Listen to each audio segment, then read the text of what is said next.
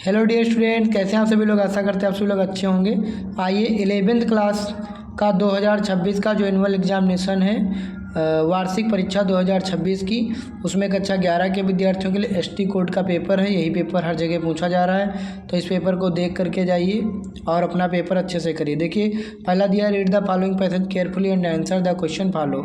ये पैराग्राफ आपको दिया गया, इस पैराग्राफ को पढ़ करके आपको 1 2 3 4 5 क्वेश्चनों के आंसर देने, 3 नंबर के हैं, और लास्ट वाला जो है वो भी 3 नंबर का है, लेकिन लास्ट वाले में 3 क्वेश्चन है। ठीक, तो यहाँ पर अपोजिट, आप रिस्पॉन्सिबल का अपोजिट लिखना है, और यहाँ पर ठीक, ये इनके सभी के आंसर इसमें देना है।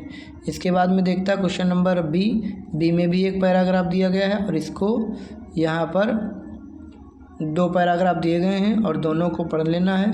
3 दिए गए हैं, ठीक, और इसको पढ़ने के बाद में यहाँ पर आंसर उनके देने हैं, ए बी दोनों के। और उसके बाद तीसरा क्वेश्चन है, इसमें किसी एक पर क्या लिखना है आपको, any one following topics 200 word में किसी एक टॉपिक पर आपको इसमें जो है निबंध लिखना है। तो आप लोग देख लीजिए, अपना सर्च करके लिख लेना। यहाँ पर youth of the country are very vigilant 3 days and feel concerned about the problems being faced by the, यहाँ पर ये पूरा दिया है पैराग्राफ। इसमें से क्वेश्चन नंबर जो सेक्शन सी है, ये देखिए जो है, आप लोग इसका आंसर देख लीजिए। 5 क्वेश्चन है, 2 नंबर के, 10 नंबर के हैं। Choose the correct option, answer the following. Government by 1 person is called, क्या लिखा, government by 1 person is called. तो इसका राइट आंसर क्या होने वाला है, इसका होगा अनैर्की, 1 मिनट, इसका होगा ऑटोक्रेसी, सॉरी, इसका नंबर तीसरा क्वेश्चन होगा ऑटोक्रेसी।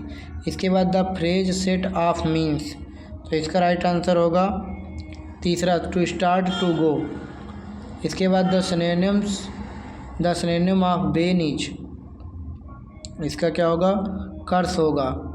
इसके बाद में question number D, he has been living in Varanasi since 3 years, which word is an error in the sentence. तो इसमें कौन से उसमें गलत है, तो इसमें सिंस नहीं लगेगा, समझ गए, सिंस 3 years नहीं, फॉर 3 years लगेगा, कि निश्चित नहीं है, निश्चित है। The antonyms of ability, ability का क्या होगा, एबिलिटी का विलोम शब्द क्या होगा, इनएबिलिटी होगा, अनएबिलिटी नहीं, इनएबिलिटी होगा, 2nd नंबर।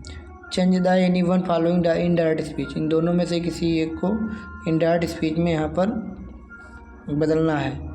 देखो क्या लिखा है, the teacher said all men are mortal, तो इसका जो है क्या बनेगा, ये चेंज नहीं होगा क्योंकि ये जो है यूनिवर्सल ट्रूथ है, तो इसका ऐसे ही बनेगा, द टीचर सेड, इसके बाद यहाँ लगेगा that, the teacher said that, और फिर सेम टू सेम रहेगा, ऑल मेन आर मोर्टल। ठीक, ये ए छोटा बन जाएगा बस।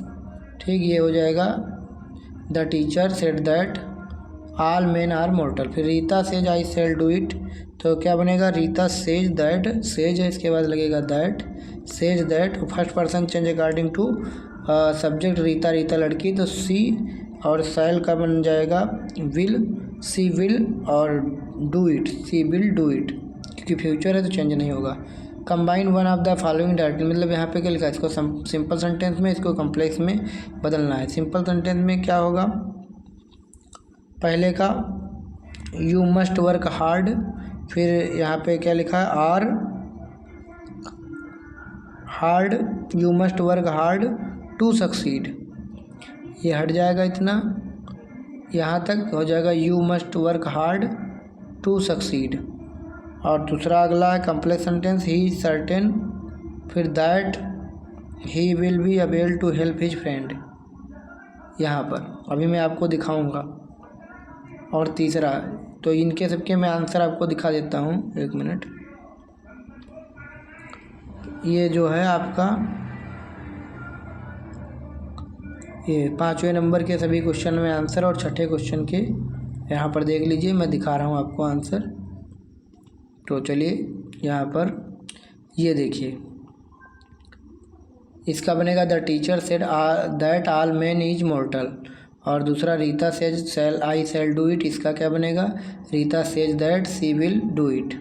और अगला क्या था, कम सिंपल सेंटेंस में चेंज करना था, तो you must work hard to succeed, you must work hard to succeed, यही बना दीजिए, इसको हटाओ। अगला है complex sentence, he is certain that he will avail to help his friend. और इसमें से पैसिव वॉइस में बदलना था, a letter is being written to her father by her, ये बनेगा। और दूसरे का Shyam is the tallest boy in the class, superlative degree.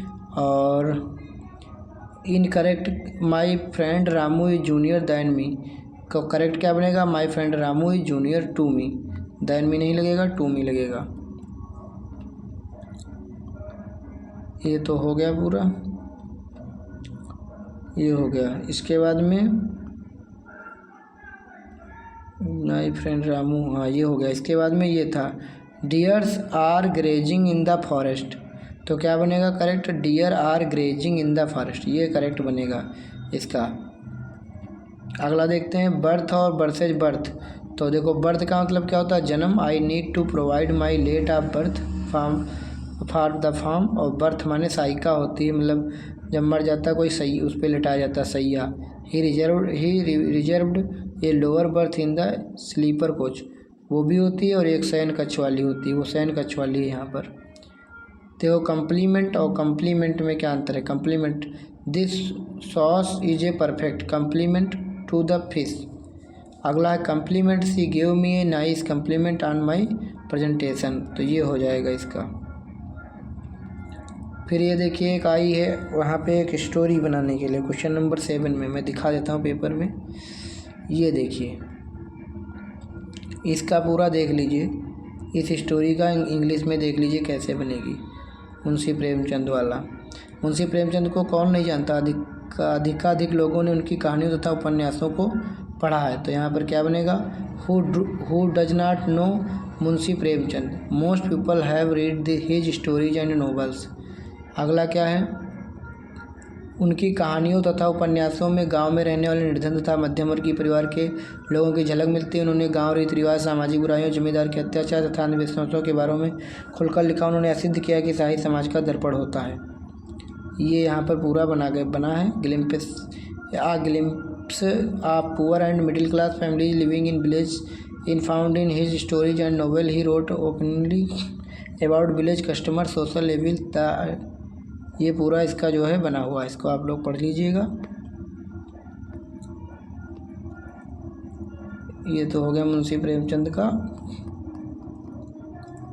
और उसके बाद में यहाँ पर देखिए, ये क्वेश्चन आपके दिए गए हैं, 60 शब्दों में इन दोनों में से एक को लिखना है। इसके बाद में फिर से यहाँ पर दिए गए हैं क्वेश्चन,